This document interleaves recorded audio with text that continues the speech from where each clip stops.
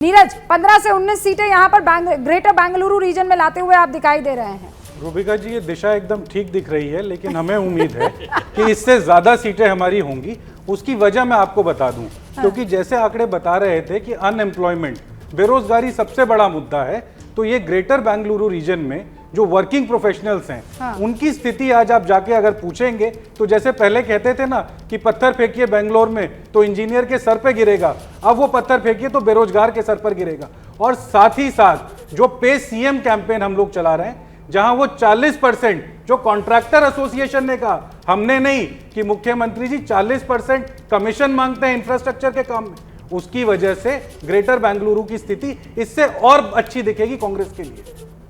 मुझे आश्चर्य है रूपक्या जी कि आप वहाँ बेरोजगारी की बात कर रहे हैं।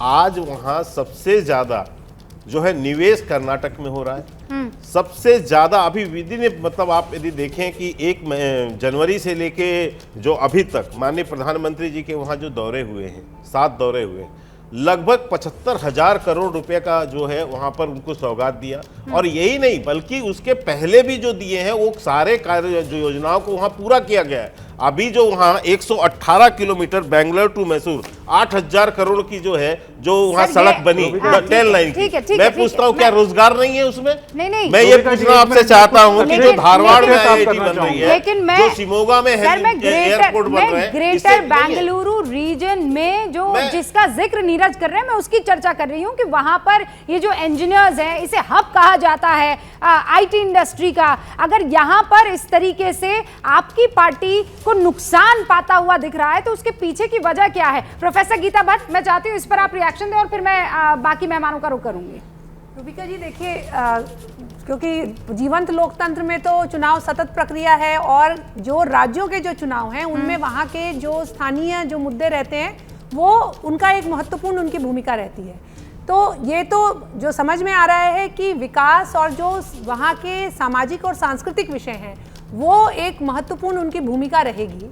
और जो अभी आपके जो सर्वे में जैसे दिखाया अभी कि अनएम्प्लॉयमेंट की बात हुई अभी और भ्रष्टाचार की बात हुई, जिसे कांग्रेस के प्रवक्ता भी कह रहे थे, तो अगर आप अनएम्प्लॉयमेंट रेट वहां देखें, कर्नाटका में जितने राज्य हैं उनमें सबसे लगभग 2.5% की अभी है। जो जनवरी का जो डेटा आया है CMIE का, उसमें 2.5% है, जो कि सबसे कम है। जितने राज्य हैं उन सब में सबसे जो कम है उसमें आती है।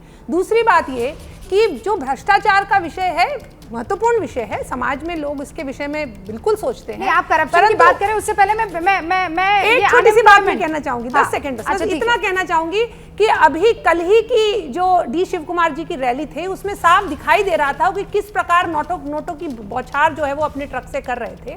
तो ये भी अपने आप में दिखाता है कि जो चुनाव आयोग को मैम कहना पड़ गया है जी कि इतना करप्शन का पैसा किसी और राज्य से हमें नहीं मिला है जितना यहाँ पर, मतलब मॉडल कोड ऑफ कॉन्डक्ट यहाँ पर लगा और यहाँ पर दे इंतहा कहीं कुकर पूरे के पूरे गोदाम में दिख रहे हैं, कहीं किसी तरह की दूसरी चीजें दिख रही हैं। क्या मजबूरी है मेरी, बताइए।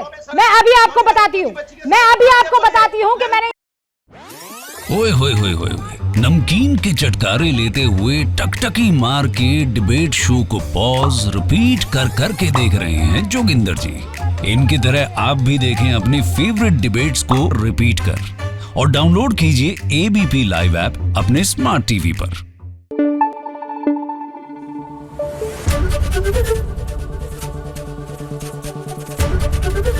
ABP न्यूज आपको रखे आगे।